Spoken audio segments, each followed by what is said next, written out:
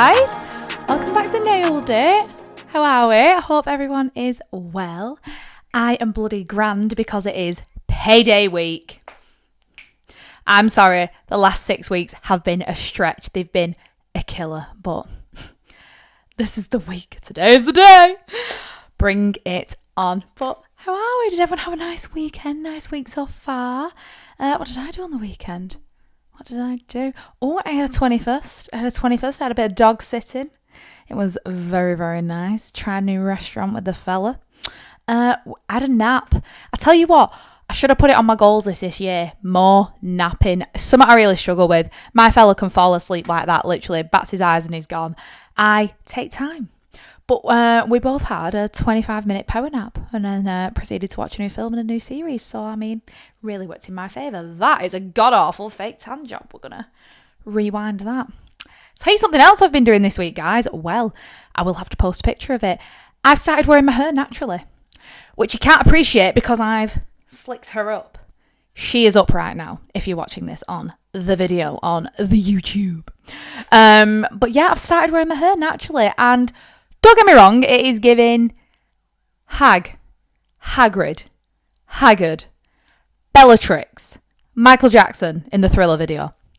I've had it all. I had everything thrown at me, but I'm quite enjoying it, do you know what I mean? Plan is with it that I'm just going to wear it natural more often, less heat on the old noggin. Hopefully we can get a wee bit of length in there, but yeah, so I'm going to keep you updated on the progress. I'm going to do it for like the next, 2 months maybe, and yeah, we will see how we get on. I might be sat here with my nice curly luscious locks. I've even bought a silk bonnet, so yeah, I'll post a pic of that as well. You can see me in all my glory in that later on, but yeah, looking forward to it. I also, oh my god, I did my first day in the life on TikTok. I hope some of you have seen it. If not, please go and check it out on TikTok. I'm just Nailed It Podcast.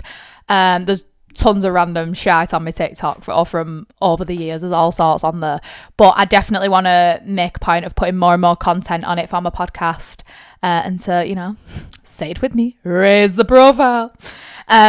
So yeah, I did my first day in the life. Did I cringe through my back teeth? Yes, I did. Honest to God, I got a what in the Fiat 500 is going on, and you know what? At me. It is what it is. I did it and I actually quite enjoyed watching it back. Does anyone else sit and go through their own Instagram and TikTok, or is it just me? I love watching myself. Anyway, freak, I know. But I did my first day in the life, so go and watch it. You'll have to let me know what you think. I think I'm going to try and aim to do one a week. You can just see the chaos unfold. No day is the same, I'll tell you that for free. So yeah, I'm looking forward to doing some more of them. I'm definitely going to try and do one when I'm recording the podcast. Today would have been a perfect day for it because the day has been a chaotic day. From start to finish. I say finish, it's 7 o'clock. Near enough finish. Today would have been a great day to do one, but anyway, that's by the by. I will re-engage with one. So yeah, I'm going to try and aim to do more of them. Now, to be fair, when I did the voiceover, and if anyone here has done a day in the life or something on TikTok where you've had to do a voiceover, that shit is quicker than you think. When I recorded the day in the life originally, because obviously you have to press, start and go yourself and stop it yourself, it was 7 minutes long. 7 minutes. I had to try and get myself making my bed on it. Do you know what I mean? And that shit, making your bed's fucking 10-minute task in itself. By the time you finish fluffing your bastard cushions and pulling bottom sheet over and it pings off on other side. Do you know what I mean? So anyway, and then I edited it all down. I was like, God, I've got to keep people engaged. I'm not that interested. In 7 minutes, it's half a film. Fuck that. So I edited it down and then I sat down to do the voiceover on it and I was like, I'd speak at 1,000,000 miles an hour to try and get everything in that was bloody going on. So my fella watched it and he went, I like it, but you sound like Siri. Cheeky bastard! I bloody sound like Siri. My friend texted me, she went, Siri's not northern, don't worry. I was like, cheers, love, thanks. Don't get me wrong, I don't sound like my normal affluent Boltonian self, but I was trying to fit everything in. It was my first one. I'm getting to grips. So yeah, go and watch it and tell me if I look like Siri or not. And obviously, let me know if it's actually something you're interested in seeing or you just want me to carry on doing my podcast and not rate like else. And again, despite the fact that I sit and do this, doing something like a day in the life is completely out of my comfort zone because I'm sharing quite a lot of my day to day. Don't get me wrong, my day to day is not something that I need to keep private. Like, everyone does their own washing and fucking ironing and making their own bed. But, it was a lot for me. So, it's the year of getting out of the comfort zone. But, I want to engage with some more people. I want to spread it far and wide, as we know the drill. So, yeah, there will be more of that. As I said, guys, great mood this week. It's payday week. You know what that means. Apart from paying my bills, of course, because I'm a good little girl, it means I'm getting my new equipment. So we're going to see a new mic for me to sing badly into. We're going to be seeing a lot. You know what a new mic means? New mic, better audio, 2 mics, DOS. That also means guests, which means you don't have to listen to just me all the time. It's going to be fun. We're going to spice it up. I'm so excited. Literally can't wait. Exciting times are upon us. Fact. Anyway, guys, much like last week, this week's episode was also voted for by yourselves. We're tackling relationships. Good, bad, red flags, home truths, the lot, the full Monty. I know there's a lot of people on the edge of the seat wondering if I'm going to wear all my dirty laundry with my partner. The answer is nay. Feck off, you nosy bastards. But we're talking about the ups and downs of love and everything that goes with it, including my own experiences, past and present. You might be listening to this in a relationship and it may lend itself. You may be inspired to dump someone's ass after listening to this. Fingers crossed if they're a dead weight. You may be encouraged to make more effort in your relationships and your love life after listening to this. You might switch up how you date and how you go about things. Hopefully you raise your expectations and your bar and you don't lower them. You just don't know. So have a listen, take from it what you will, and I hope you enjoy it. But this week is all about you. We have had some glorious writings this week, guys, let me tell you. Breakups, love triangles, shitting where we eat, aka getting with someone in the workplace, red flags, green flags. We've got it all, and I am thriving whilst reading. So to kick it off, as most of you already will know, I'm currently I can't fucking speak. I am currently in a relationship myself, 5.5 years down the line almost. Would you believe it? No. Neither of us are perfect, obviously. We are both pains in the ass, but I do feel like we've got it good. I feel like we've hit it spot on the head. It has not always been plain sailing. My love life has not always been Brooklyn Nine-Nine on a Sunday with a curry and, a brew in the morning before he goes to work and, ironing and doing the washing at the same time. We built steps to get there. And I've been a checkered queenie. And love life advice is probably one of my favourite ones to tackle because I peaked early. I started going out with lads when I was far too young and throwing myself into that side of things. So I feel like I lived a very colourful life by the time I even got to the age of 18, let alone 21 and where I am now. So boy, relationship, love, dating advice is probably my favourite one. So I say favourite, you know what I mean? Like, it's the one I feel probably like I can maybe give the best advice on, I would say, of all the things that I've spoken about. Because I've been traumatised. But yeah, love going about it. So some of the writings I've had are great. I've got a lot I can relate to. So I'm really excited to get into it. I've got some cracking horror stories of my own. And some of my friends have been kind enough to share and allow me to share alike. So let's get into it, guys. I feel like it's only appropriate to start with the red flags and the bad stories, and we will end on the good and the green flags and the lighter notes. So we've had quite a few. We've had people writing in about their current breakups, which I don't know if privileged is the appropriate word to use at this sensitive time of their lives, but I feel privileged that they've decided to share that with me. So we're going to talk about that. I've had quite a few people write in about their red flags in sex, about insecurities, things like that, trusting your gut, love bombing. I learned what love bombing meant this weekend because I've been in a relationship for a very long time and I'm unsure of what the current Gen Z terms are, but I learned what that was this week and I've had my own experience of that, so we're going to talk about that. We've got gaslighting, changing yourself for others and for them. Not good, not cute. Doing things that you wouldn't do. off your own back, things that are out of character. We've talked about that before. So yeah, this is gonna be fun, girls and boys. Okay, so let's start with the red flags. One of the first ones I got was love bombers. They get me every single time. It's not fun. So I took the liberty of speaking to this lovely individual and getting to grips with what love bombing is. It is what I thought it was. It's basically going ham at the beginning, oops, and then, yeah, disappearing off the face of the earth. Oh my God, did this happen to me when I first started dating? Wowza. So this girl's wrote in and said, once I asked, is it what I think it is? And she said, yeah, when they go above and beyond when you first start dating, then they fall off the end of the earth. I've literally had a boy taking me out twice a week on dates. He's introduced me to his family. Then he said he doesn't want anything serious. These motherfuckers. I've literally had pretty much one of these exact same experiences. When I was in my hot girl summer before I met Bay. Before I met Bay. I was dating, I think it happened with 2 guys, and like I said, went on dates. It was all very much them led.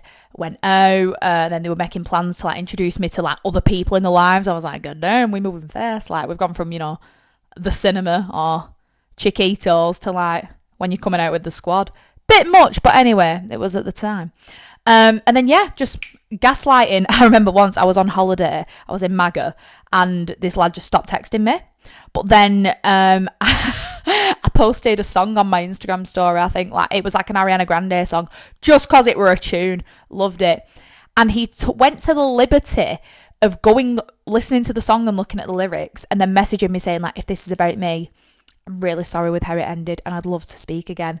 I was like, oh hun, no. Number 1, it's been months. Number 2, slay that you went on Lyric Genius for that. I'm sure it was like every time that like the song, listen to Every Time by Ariana Grande, I will drop it in here somewhere. And he fully thought it was about him. I was like, I rate the short king confidence from you, which by the way, he was a short king. My dad actually, my dad was the king of vetting people. I should have listened to him all along because number 1, he adored my current man, my only mate. But everyone else that I dated, my dad literally would drop me off on the date and be like, no, don't get out the car. Like, and I'm like, bye. Should have listened to Lou.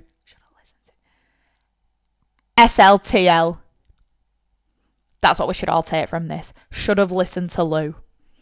I'll be everyone's version of Lou. Listen to me. So anyway, I remember my dad actually dropping me off on this date, and he went, not a cat in hell's chance. I was like, bye. Slam the door. Should have listened. I'd have saved a few weeks of pointless chat. But yeah, I couldn't believe that he thought I'd cared that much that I would post a song on my story about him. I was like, what in the 2014's going on, hun? No, like, Queen Harry's just popping off at the minute. But love that for him. Anyway, yeah. He fell off the face of the earth. That was one. He actually tried to use his mum being unwell as an excuse. He created a big elaborate story about his mum like having some like real big medical condition. Turns out she didn't. I was like, mate, that's really weird. Just bin me off. Like, what are you doing? Like, why do we feel the need to go to extremities and lie rather than just be upfront with people and be like, nah, not for me. Nah, not feeling it. So if you're going to take anything away from this, just be honest. Bin people off. I've been on dates with people where on paper it's been like everything should make sense, but you've gone on the date and you're just not feeling it. Like, you're well within your rights to bin it off. Don't be the nice person to sit in a situation for longer than what you need to. Like, if the first date tells you that they're not it, don't carry it on. It ain't fair on them. Just don't do it. Man or woman, do not do that. I also had another one similar to this where I'm making myself sound like a real big hoe, but I'm not. I'm cultured. I'm well travelled in the love world. But I did date someone, and yeah, he went to the liberty of introducing me to his mother. Went round for tea. Met the family dog. Nothing happened. But yeah, got it to a point. I've like stayed over at the house, met the family. I was like, whoa, gee, this is getting a bit much. Started planning a night out with his friends, and then boom, ghosted off the face of the earth. What did he do? He got back with his ex, who he told me was his friend. I bet it sucks to be you right now. Do you know what I mean? Why? It was never that deep. Like, you didn't need to. Just get back with her. why did I need to come into it? I was collateral damage for your scenario. So my other takeaway tip, ladies and gents, would be do your digging. I'm normally a nutter. I normally find out everything. I remember being on first date with my fella and he's showing me holiday pictures that I'd already seen because I'd vetted him on Facebook. That's what I should have done with the other people. I'd have not wasted weeks of hot girl summer. Do you know what I mean? I'm there looking at, Rhodes 2007, like, hey, your dad in the pool. I've not seen that. I'd seen it. So yeah, now that I know what love bombing is, I have been victim to it. I am sure quite a lot of people have. But what's the point? Why do we get ourselves so deep in a scenario to just tap out of it? Doesn't make sense. I also remember thinking that my current partner was doing that to me right early on. God love him, right? Something happened and I was like, we'd been dating for maybe like 3 or 4 weeks and like a situation arose and I literally at that point, because I'd had a turbulent dating summer, I was tapping out. I was just like, nah, not for me. And what did he do? He turned up at my door and took me to Mackey's and we got a McFlurry and sat in the car park. Now, poor sod, he got the brunt of my dating history. I was like, don't need this shit. I don't need the money. Fuck off. Turned out fine. Look at us now. Living two Gevs so many years down the line. Do you know what I mean? So it does obviously build up a little bit of a resilience within you. But don't take the shit, guys. You really don't need it. And the right person won't be doing that to you, aka mine. Next one I've got, guys. Trust your gut. If it feels sus, it usually is sus. I've had quite a few about trusting your gut. And I've had one related about going through someone's phone when they feel suspicious. I have really mixed views on that. For me, my partner can go through my phone all day long. I have jack shit to hide. Like, me casa, Sue casa, whatever the other equivalent to casa is for phone, it's that. But I do also believe there's just some things on your phone that like your partner don't need to see. Like, does my fella really need to sit and read the girls' group chat? No. Vice versa. I don't want to read his lads' group chat. Like, I'm not invested in that. And I do believe in your own privacy. Do you know what I mean? Like, don't get me wrong, sometimes we'll be sat next to each other on couch and like one of us will be texting and we'll be like, what was pointing at it? You're just like, oh, fuck are you doing? You're texting, why are you going on there? Do you know what I mean? Like, let's normalise that. But I think it depends on the context of what you're going through the phone for. I have experienced this on more than one occasion. And I suppose it depends on what your gut feeling is. The thing is, if you have a gut feeling about something and someone lies to you and then you find out it was true and they're more annoyed that you went through said phone to find it out, I think that is bullshit. Like, tell the truth. Obviously, if it's cheating, most of the time people aren't going to tell the truth, are they? Everyone's always like, oh, why didn't you just say what you did? If someone can get away with it, that's what they're going to do.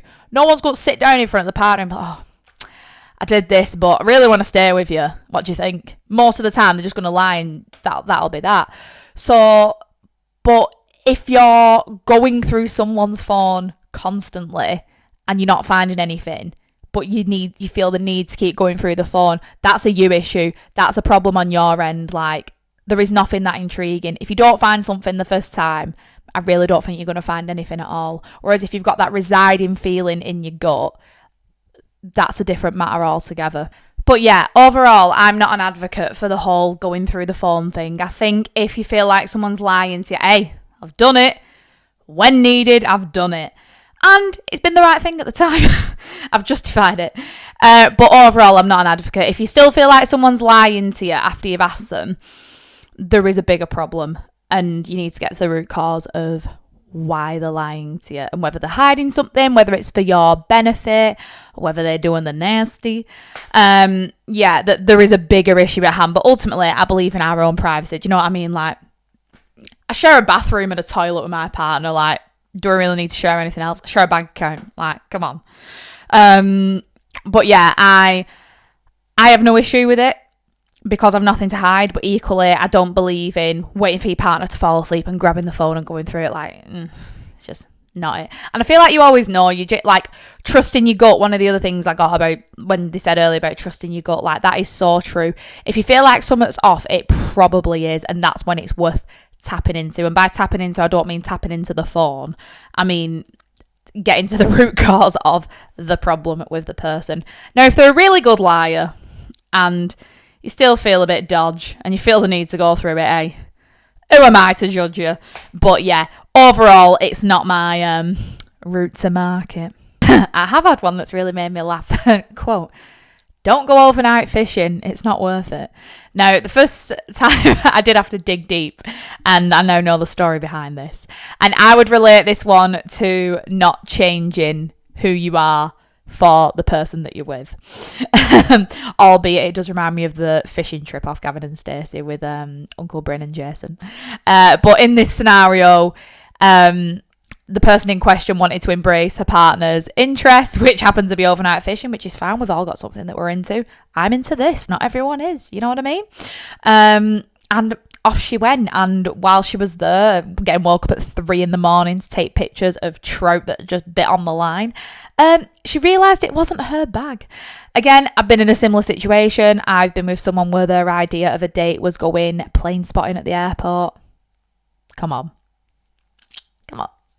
Wake up, 16-year-old Emily. Get a grip, girl.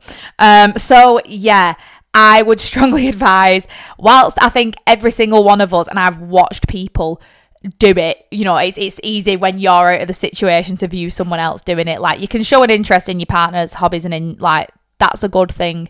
But don't do things that you genuinely don't want to do just to satisfy the other person, because there's only one cup getting filled and it is not yours. And that doesn't mean you have to completely cast it aside, but you know, your prime idea of a Saturday night might not be sitting in Manchester Airport watching the A380 Airbus land for the 19th time. Do you catch my drift? Had another red flag here. When the go-to background noise, wink emoji, i.e. is Brooklyn Nine-Nine. I don't know if I can red flag that. Brooklyn Nine-Nine is literally my favourite, apart from Glee. Brooklyn Nine-Nine is literally my favourite programme. However, would I be distracted listening to Captain Raymond Hall in the bedroom? Most likely. So yeah, I can see, I mean, do we need background noise? Is life not enough? Like, but obviously, some people obviously do. Yeah, I would probably have something a bit different. Like, maybe suggest a bit of Marvin Gaye. Or something a little less obvious, but something a bit more subtle. Maybe a bit of Harry Styles. Harry Styles always goes down a treat where I am, so, you know, that'd be my recommendation. But, yeah, don't know how I feel about that. Don't know if I'd want to watch, like, Boyle obsess over Jake Peralta when it's meant to be us time. Some other red flags we've got here are compulsive lying. Ovs. I've got a friend whose ex-partner, thank fuck, should I add, it got to the point where, like, he lied about things like where he was going and what he was doing, but he even lied about what he had for tea.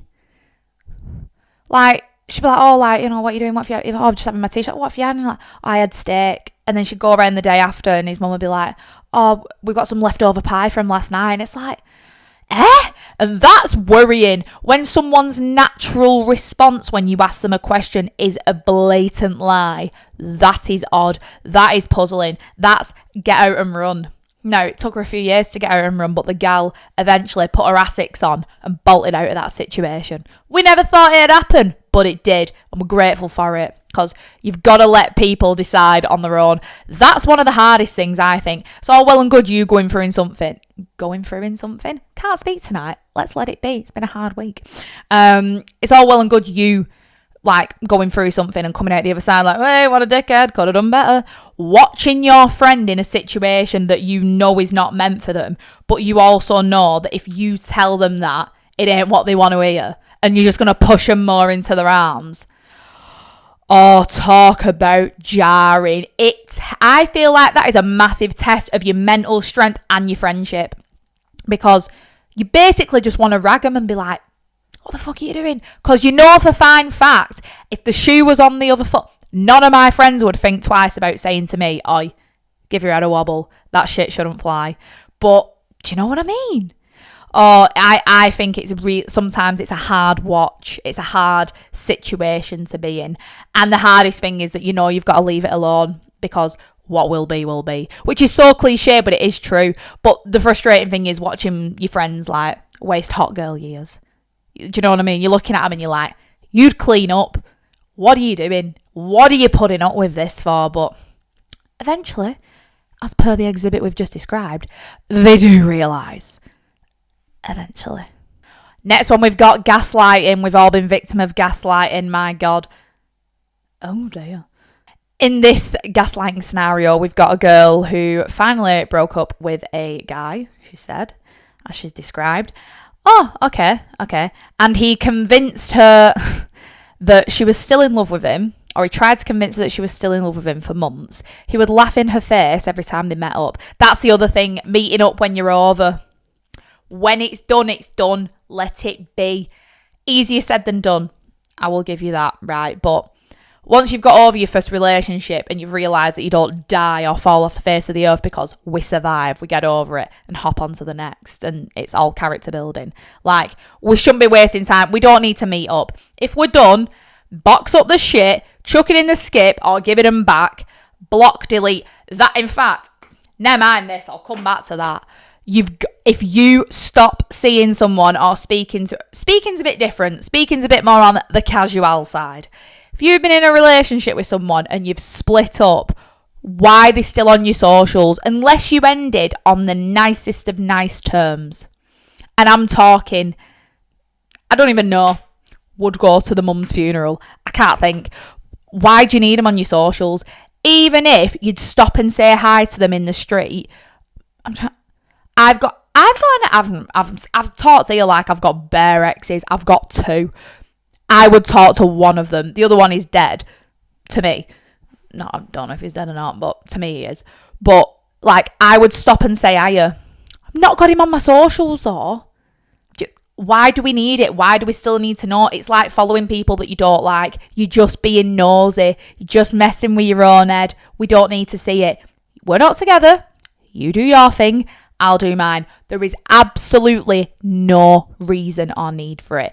So there's your first one. And I actually think, based on experience from when I was younger, the hardest thing about the end of a relationship or situationship is actually the blocking and deleting of someone, because, you know, you might have given back the stuff, you might have done this and done that, but blocking them actually signifies the end, in my opinion, because we're so fixated on social media and our phones and we're so glued to them that social contact in that way, or seeing what they're doing on their Instagram story or the Snapchat, or just being there just in case they ever decide they need you. They don't need you. If they needed you, you'd still be together. If they needed to message you, they'd have reached out. They don't need to message you. They've either got parents or friends or someone new on the go. They don't need you. You're done. You're over. Squashed. Finito. Do you know what I mean? I don't get it. But I agree that blocking them and like severing that last tether is very, very difficult, because it, like say, it means we done. We over. Because then if I unblock you, I have to re-add you and I have to go through all that process. And what if by the time I re-add you, you've got a new partner and you think, oh, they're still interested? Then you look like a beg. Do you know what I mean? I know the psychology of it. Been there, done that, got the t-shirt. Just don't do it. Don't need it. If you're over, bosh, bye, get rid, right? End of discussion. Then you can move on. And that doesn't mean jump on the next dick that you see. It means move on with your life. Open the, turn the page. Next chapter. Get on with it. Oh, I obviously feel very strongly about that because I've just bellowed down the mic for the last 3.5 minutes. But yeah, I'm a strong, strong believer of that. Anyway, sorry, very rude of me. Going back to where we was before about gaslighting. Basically, now that I've read it, long story short, she split up with him. He was convincing her that they weren't over. She was still in love with him. She got through it. She got past it. She drilled it in his head. Thank God, or else she'd have ended up back in a toxic situation. Same thing happened to me. I tried to split up with someone and they tried to mind warp me that it wasn't real. And I was like, no, it's real. Like, real, I-E-A-L. I-E-S-P-E-C-T. Do you know what I mean? Get out. Do you know what I mean? Like, I cannot deal with that side of gaslighting. Like, especially, I think it comes a lot more from controlling people, men or women, controlling, emotionally abusive, toxic, the lot, they all fit the same fucking bill at the end of the day. They're all not right? And basically, it comes from a place that either they're super insecure about you, they're up to no good, and they're trying to turn it back on you. Again, had that happen to me, was literally accused of cheating. when they were speaking to someone they were at work with. I was like, what's that all about? What have I done? I'm an innocent bystander in all this. And yet it's my fault. And you normally find when you're the one who throws the towel in, that's when it all comes out. All this undying love for you that they've got. And, oh, we're meant to be. You'll work your way back. You'll come back to me. No, I won't. We're done. Over. Finito. Get out. I ain't seen a future in this for the longest of times. I'm not seeing one now. Do you know what I mean? So, yeah. Anytime you get a hint of gaslighting, man or woman, put your fucking foot down. Don't stand for it. They get one chance. Once is a mistake. Anything more than once is not a mistake. And that goes for everything. Okay?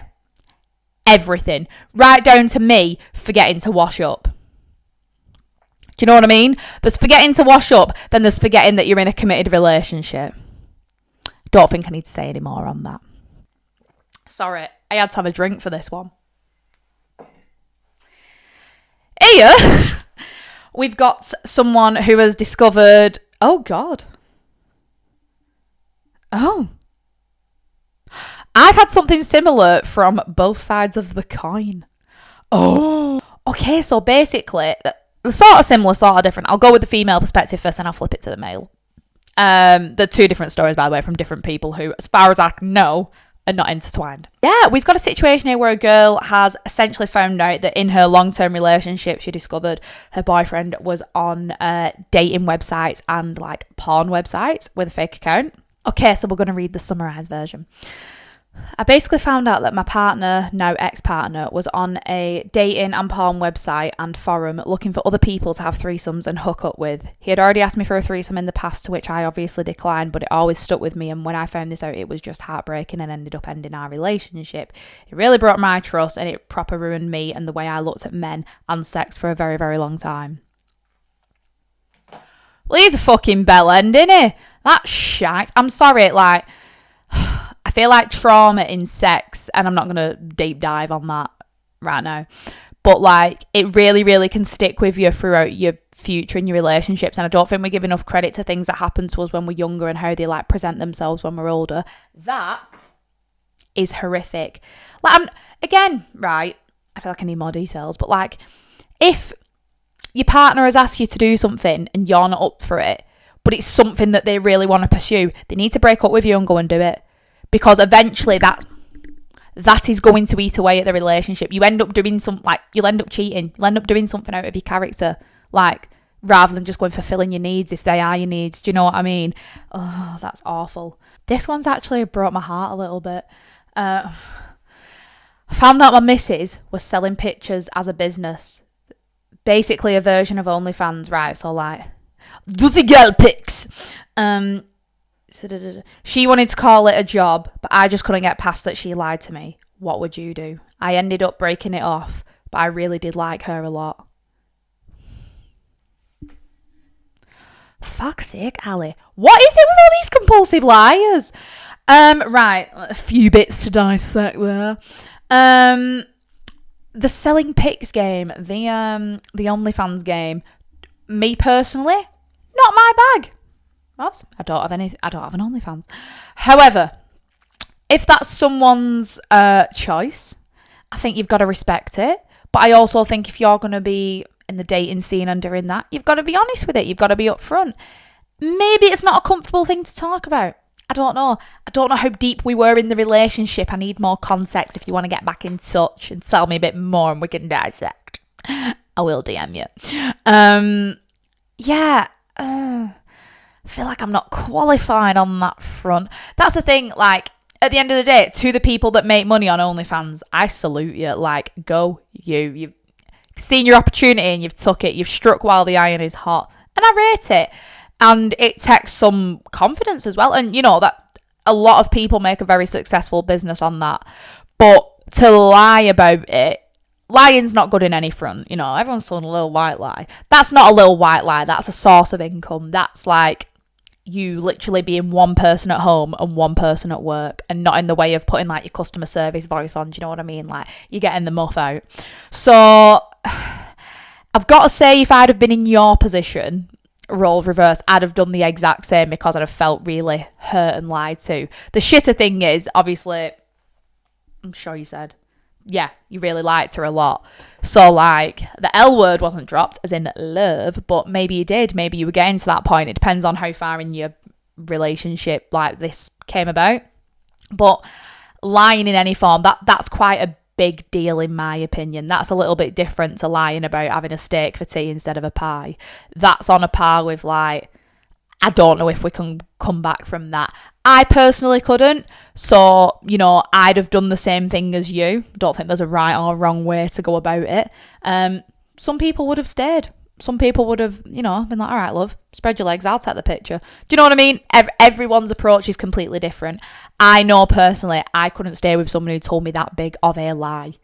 Even if it wasn't regarding, you know, something such as OnlyFans. If someone had told me that big of a lie about a situation, I personally couldn't get past it. So that's my take on that. But I'm really sorry that that's happened to you. That's really, really not cute. Next one we've got, guys. How do you get over a situationship with a man that doesn't care? Auntie Emily will tell you how. You put your best frock on, you slap some heels on and a bit of blush and bronzer, you get your ass out in town and you go for a night out with girls. Sink a couple of oddies and cokes and you'll be absolutely right. If it's a situationship, I think there's a big difference, and there's something to be said between a situationship and a relationship, right?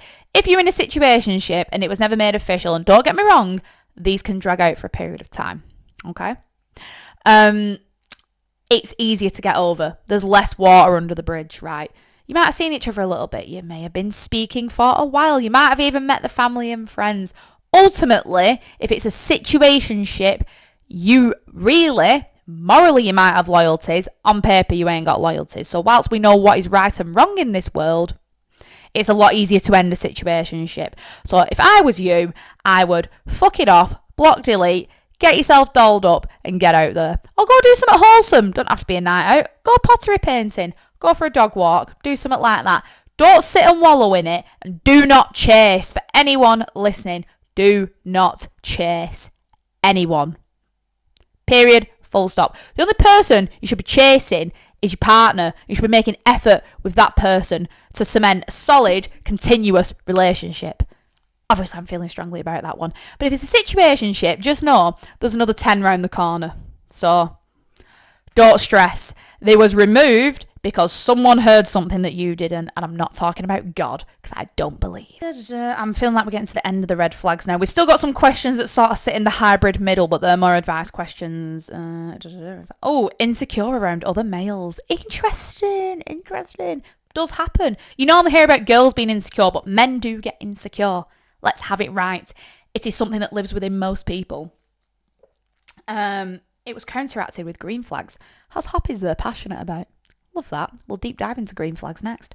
But yeah, red flags, insecure around other males. I mean, depends on you and your behaviour. If you don't believe you're doing anything that requires him to be insecure, tell him to get a fucking grip. Address it. I'd always address the insecurities and the root cause. Most of the time, it isn't something you've done. It's something that's happened to them in the past that they are now projecting. I don't know why it looks like I've been lifting. I have not. I've not been to the gym for a long time. That was uncomfortable. Anyway, digress. I would definitely ask them why they're insecure. It depends on what level as well. If they're openly being like, you know, if they're telling you something that bothers them and you continue to do it, that's different. If they're being like bitchy and snipey and making little comments, but they're not actually explaining to you, look, I am this way because of X, Y, and Z. That's a little bit different. So I would address what the insecurities are and where they have stemmed from. And if you're doing something that's getting the back up, and then you can look at it one of two ways. You can either think, right, okay, I can see where you're coming from. I might change that. Or you can also look at it as, this is me. This is who I am. If you don't like it, fuck off. You've got two approaches. But you've got to address it. Don't sit ourselves within the insecurities. You'll have a very, very unhappy life. You'll end up with either no friends, you'll cut people off, you'll force yourself to avoid being who you are. So you've got to address them and iron them out when they come up rather than burying them and letting them be.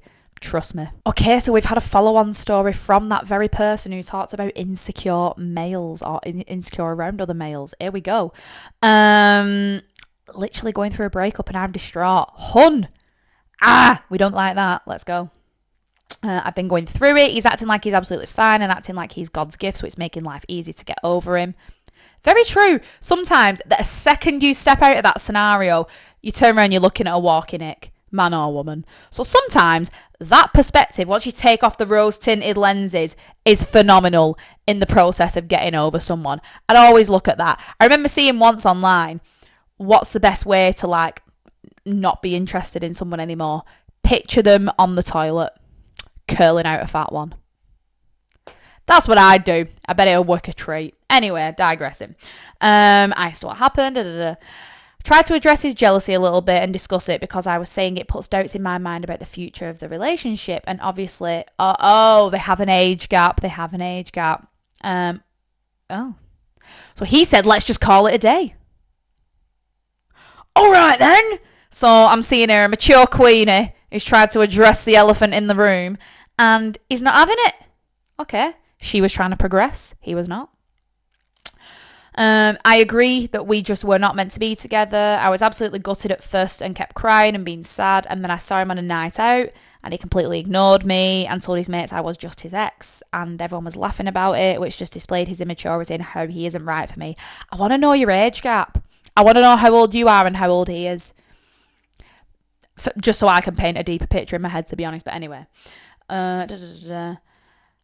By the way, can we changing around your mates? Biggest sign of immaturity. I want someone who's going to smooch me at home and smooch me in front of the lads. Do you know what I mean? Like, we don't need that. We don't. Imagine being cast aside like, that's my ex. And why did his friends not know who you were? That is a red flag in itself. If I split up with someone and I walk past them at Lads Inc. Club, they would know who I was. I would make sure of it. But do you know what I mean? Like, they should have known. I asked for my stuff back and he ignored that, so I had to ask again. Oh, and I got a thumbs up. Fuck him. I've booked 2 solo holidays. Slay! By the way, New Year's resolution of stopping saying slay. It's not happened. I think I said it about 14 times at dance last night. But anyway, I digress. Can't take that word seriously anymore. Well done for booking the solo holidays. Coming from someone who has travelled on her own. Shock. Not like me to bring that up. Do it. Everyone, girls and boys, get on your jollies on your own, even just a few days. I think it's absolutely brilliant for a bit of you time. But anyway, going back to the point. Also, getting your stuff back when you split up with someone should not be hard. It is yours. Like, unless you've literally done the most dirty of things, like, don't expect your stuff back or expect it back in pieces. I can understand that. But, like, getting your stuff back after a normal breakup should not be that hard. But yeah, I just think in that one, love, you've absolutely dodged a bullet, clearly. I don't know. You've tried to address a problem. You've done the mature thing, in my opinion. He snapped back, said, let's call it a day. Said day has been called. You've obviously dodged a bullet. I don't know any other way to say it. It's probably not what you want to hear right now if we're upset and we're not vibing. But I'm here to tell you. Hang on. You probably are anyway, but just for argument's sake. Yep, stunning, 10-10, gorge gal. He will be a distant memory in 12 months' time. Let's think of it that way. Let's also think, today it's the 24th of Jan. Yes, I'm recording later. Digress, it's fine. Fucking fine. It was actually because I broke my ring light. But anyway, that's a different conversation. It's the 24th of Jan. You've dropped the dead weight now. I would take that as a positive. You've got 11 months left of this year to make it A1 and you've booked 2 solo holidays. I call that a success. But I'm sending lots of love and positive vibes your way. Fuck him. Let's counteract with some green flags. And I'll be real, I've not got that many green flags because we were all getting shit off our chest. But that's fine. It's fine. I think everyone's quite aware of what green flags are. But here's one that I really, really like. Having your own lives away from each other. Oh, I am an advocate of that. Absolute advocate. In fact, I think someone else has wrote in as well. In fact, I think I just read it out. Yeah. Has hobbies they're passionate about. Similar vibes. I'm a big believer, literally based on experience. I've had relationships where I have literally been glued to the person's side and not seen a life outside of my living room. And then I've had a relationship like the one I'm in now where love him, love our time together, love my mates, love my fam, love doing stuff away from that. I think it is critical and it's such a key to having a healthy relationship. You should not be in each other's back pockets that much because if it all goes tits up, who have you got? This is my biggest thing. When all is said and done, when I split up with the last person I was with, someone like I shrouded myself in that relationship early on. I lost a lot of my friendships that thankfully I regained the good ones and the right ones. Because of, you know, control and possession and horrible shit like that you don't see until you're out of it. But I think it's so important to have your friends. They are the people that literally you go to with anything. Even when you have the best partner in the world, when they piss you off, you need someone to talk to, and it can't be that person.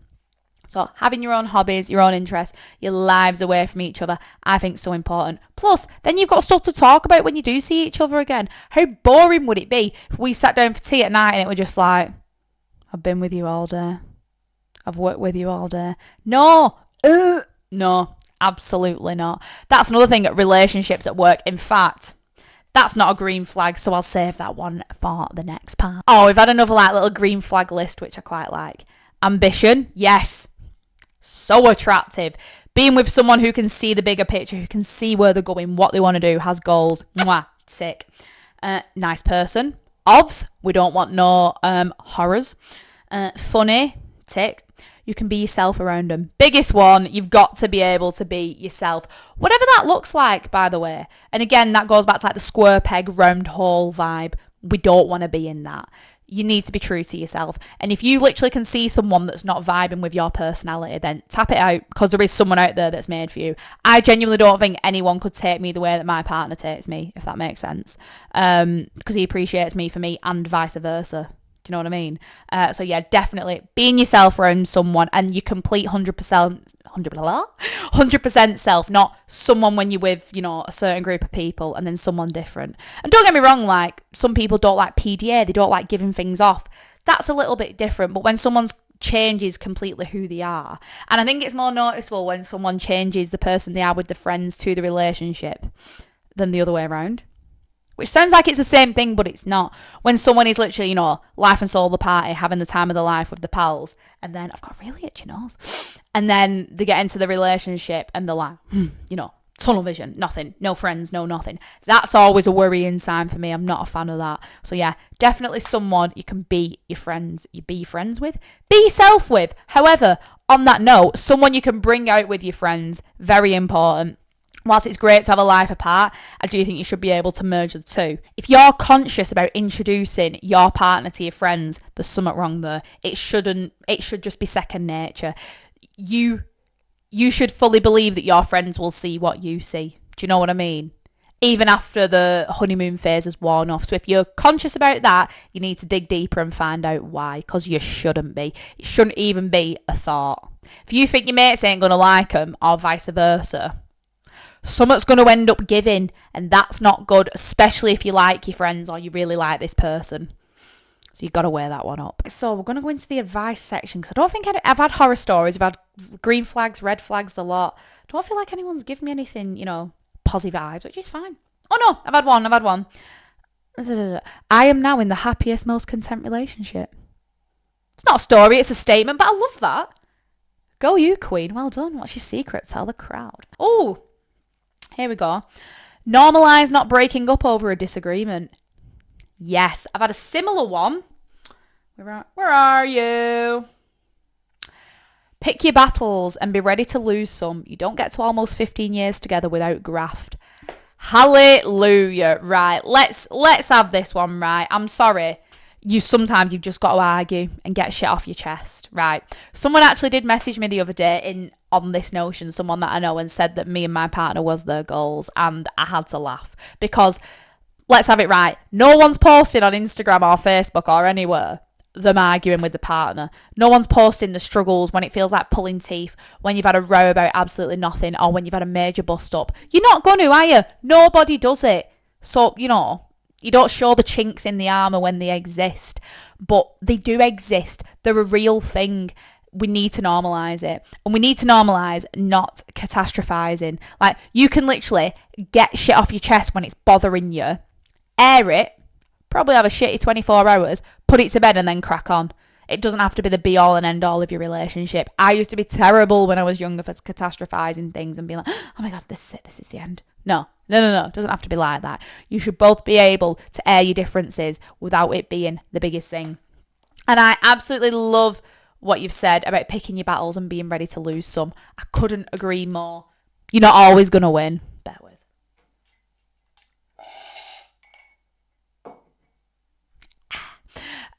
You're not always going to win. You're not always going to be right because you ain't, or else you would never be arguing. Do you know what I mean?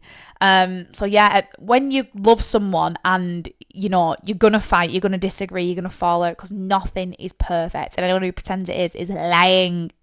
Yeah, it's how you recover and it's how you bounce back. And yeah, you might slag them off to your mates and call them a piece of shit and vice versa, but when you love that person and you know that you're meant to be together and that's how you feel in your gut, you know that you can overcome things. So yeah, you've definitely 100% be prepared to face the war, but be prepared to lose. No, the battle. You lose the battle, you win the war. You win the war of love. But yeah, I'm fully in agreement with that. I absolutely love that statement. Here's a cracker. Have I got an opinion on this? Agree or not agree, you need to have several months being single after breakup from a toxic relationship when it wasn't your fault. Oh, okay. There's been issues for 6 to 12 months. We tried to make it work and it just didn't. I didn't have that much of a gap being single because I didn't see why I had to when I'd been separated in my head previously and felt like I had a lot of time to work on myself anyway at the end of the relationship. Well, very well. I think when you break up with someone, you need a gap. There's no predefined number on said gap, but I don't think a month is long enough. Put it that way. Not that this girl had a month. Yeah, I'm a big believer in it, and I do think you need to spread your wings and do things differently. I'm a big believer in the whole, if you don't love yourself, no one will, and all that jazz.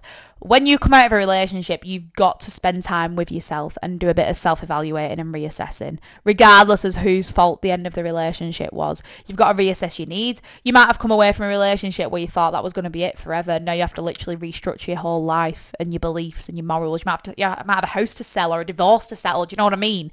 Depends on the context of why it's over. Obviously, like, if let's role reverse, let's say you've ended the relationship or they've ended it because you've cheated and you're now going to go be with the person you've cheated on them with. More fool you, I'm telling you it won't last, but y'all don't want to hear that. Yeah, I do think there should be a gap, and only you know when that time's right for you to put yourself out there again. Like I said, for some people it's 6 months, some people like it for 2 years, some people don't like being single. They just don't. And again, there's nothing wrong with that. There's nothing wrong with being the single friend. There's nothing wrong with being a relationship type of person. It is what it is. It's just who we are. Yeah, I do think there should be a gap. That being said, there is something to be said for when you're mentally tapping out of a situationship or a relationship and you're almost planning your escape. And I think for a lot of people, I've watched it happen to myself once before, back in the day, and I've watched it happen to my friends as well when they're mentally checking out. So then they start acting like they've already checked out, and it's kind of like, you ain't done that yet. You ain't nailed that coffin shut. So, put your panties back on. No, you know what I mean? I think you've definitely got to deal with whatever shit's on your doorstep before you start doing anything else. Like I said, I think I've said it before, if you don't deal with the issues you've got, you do start acting out of character and you start doing things that, like, probably morally that you wouldn't necessarily agree with if someone else was doing it. So yeah, it's a hard one when you're already, like you say, tapping out in your head because you're like, yeah, I'm gonna do it, I've just not done it yet. Like, no, rip the plaster off, because once it's done, then you can go and frolic in the fields, doing what you want. But yeah, definitely think when you're coming out of a rally, have a gap. Don't just jump on the next one. You need to unpick and unpack and deal with whatever has gone down, because there's likely a little bit of emotional trauma there that we need to get past. Here's an interesting one. When do you draw the line at flirting when in a relationship? Don't do it. Ovs. Oh, this one makes me feel uncomfortable. I mean, I don't believe that, like, saying hello to someone is flirting. Do you know what I mean? I think it depends on, like, what is happening. Like, I'm not being funny. If you stood in a bar giving someone the eyes, like, no, that's dirty. I'm all for getting the free drink when you can. More fool them for offering to buy you a drink before asking if they're fucking single or not. But yeah, no, I not a fan of it. I draw the line at doing it. Don't do it. It's just a bit. So it's then. Don't get me wrong. Everyone's had attention when they've been out, when they've been in a relationship, and I think sometimes it can be nice and flattering. But yeah, no, we don't need to flirt. We need to set our boundaries and be like, listen, I'm taken. Bye bye. And sometimes it's hard when you're a friendly person. I think a lot of the things you do can be mistaken as flirty, even if you're not being a flirty person. But no, we don't like that. Let's not do it. And I also think as well, if you are flirting or seeking validation from someone else when you're in a relationship, again, that's something to review within. What are you looking for that you're not getting at home? Is it something we need to address? Like I say, you can pay someone lip service, you can take the compliment, it's all very nice. Do we really need to be stood in a bar chatting to someone for half an hour that isn't your own part? Do you know what I mean? And that's not me saying you can't make friends. We can all be friends with people of the opposite sex. But let's not put the fucking blinkers on, all right? That's something we say when we've been caught out. Do you know what I mean? Like, if it's your mate who you know, that's a little bit different. If it's some random stranger who's just called you a painting and offered to buy you a fucking double gin and lemonade, like, they're not interested in where you went to school. They're interested in getting into your kecks. So let's cut the bollocks there. Do you know what I mean? We all know the difference between speaking to someone of the opposite sex who is actually a friend or acquaintance and flirting.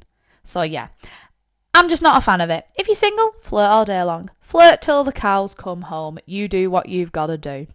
In a rally, pack it in. Or if you do want to go out and flirt, break it off. Like, be single. That's just my take. I'm kind of like, you're either in a relationship or you're single. It is genuinely one of the two.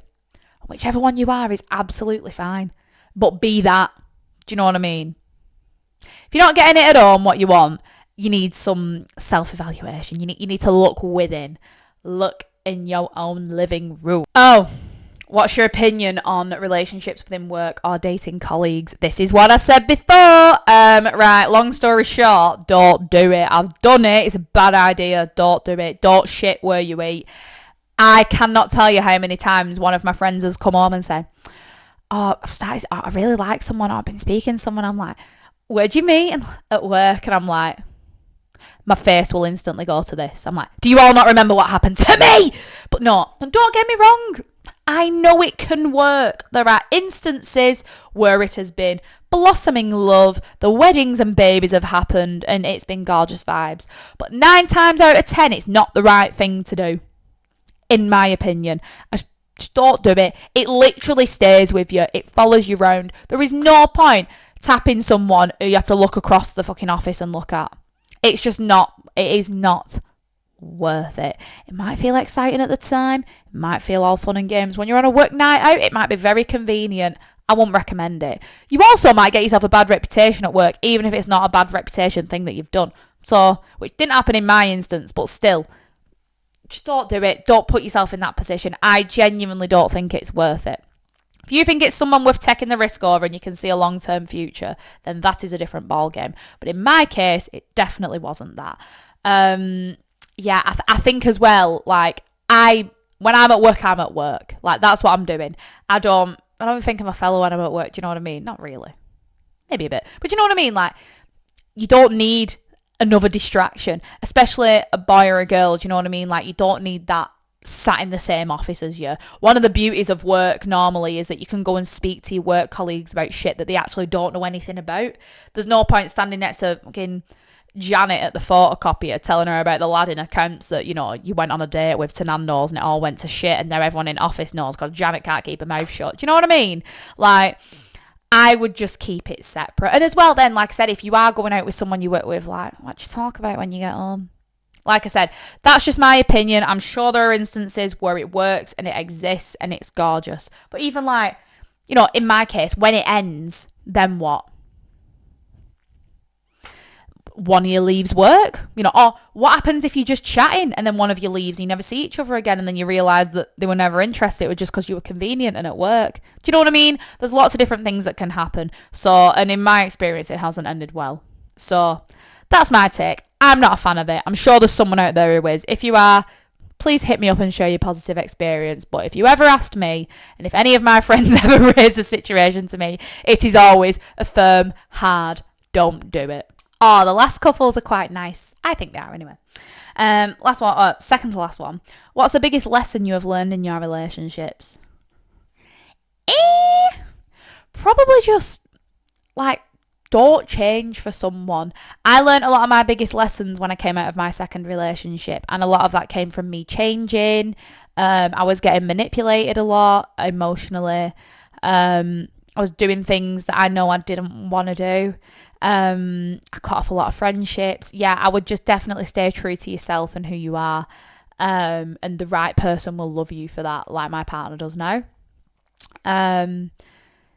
Yeah, I just be you, be who you are, and yeah, don't conform to someone else's idea of what a girlfriend or boyfriend looks like, because you will never be happy, and it won't last. I'm also a believer, like, or a lesson I've learned, shall I say, is like, you do need to speak up for like what you believe is right and wrong. Like, we aren't mind readers, so like if I've got an issue, I will air it regardless of the consequences. I'll think about how I air it, which I probably never used to, but yeah, you've definitely got to say something. Don't stay silent and hope that things will get better.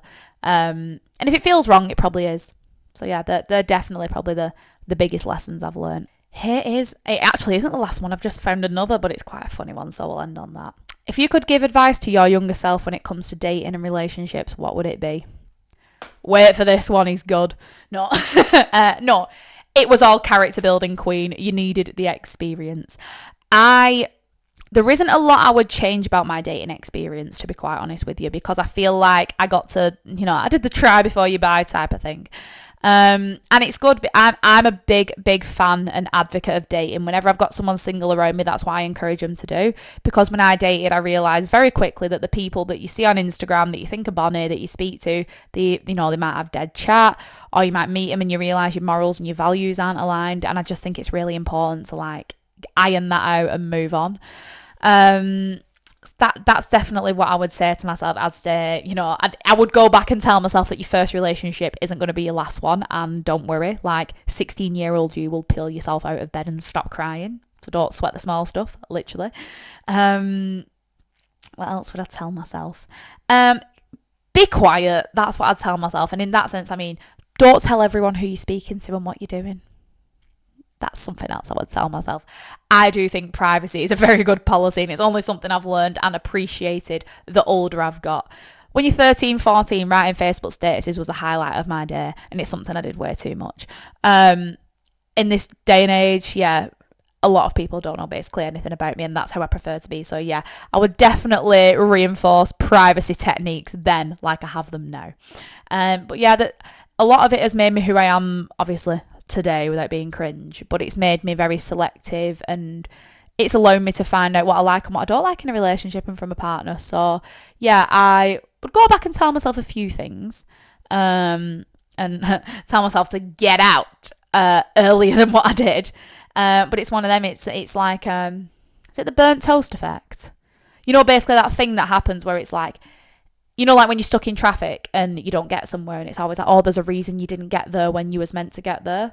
Like, you were meant to be stuck in the traffic. Your toast was meant to burn. Whatever it is, it's that type of thing that I agree. I'm like, if I'd have left the relationship earlier, different things might have happened. I might not be where I am now. So I do think things happen for a reason when it comes to timing. But yeah, that's definitely what I'd tell young Miss Nayled.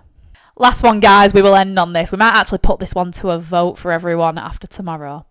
Someone has wrote in, they are meeting their boyfriend's family this weekend. What to wear? Don't want to look like a nun or a slut. You know what? I will say, and my fashion sense has got better as I've got older. That is a fact. But trying to plan an outfit, like even thinking about a family party, and you're like, I feel like now that I'm older, I would wear the same thing for a family party that I'd wear on a girls' night out. Maybe it'd be a little bit more leggy for a girls' night out. But in the main, I've opted for the classy route, which I'm a fan of. Or I like to think I have. But it is a tricky one, meeting the family. Can't think what I think I just had a pair of leggings and a hoodie on. But I met my fella's family very casually.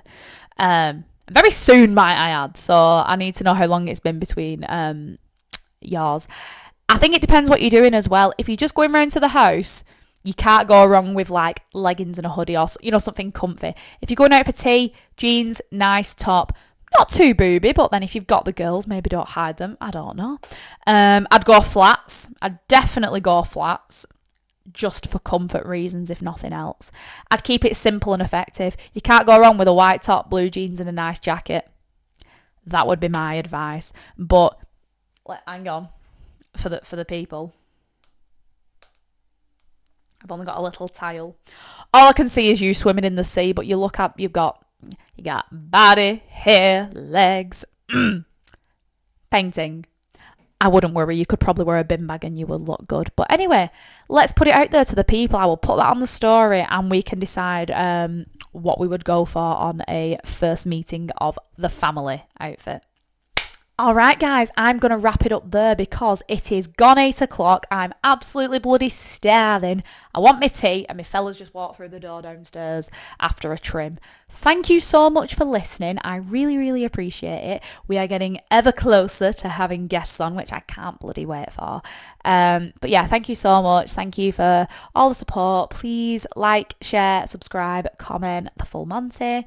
Please let me know what topics you'd also like to hear me cover and talk about. If there's anything in particular that you're interested in my take on, that would also be fab. And I can't wait to see you all next week. Bye, guys.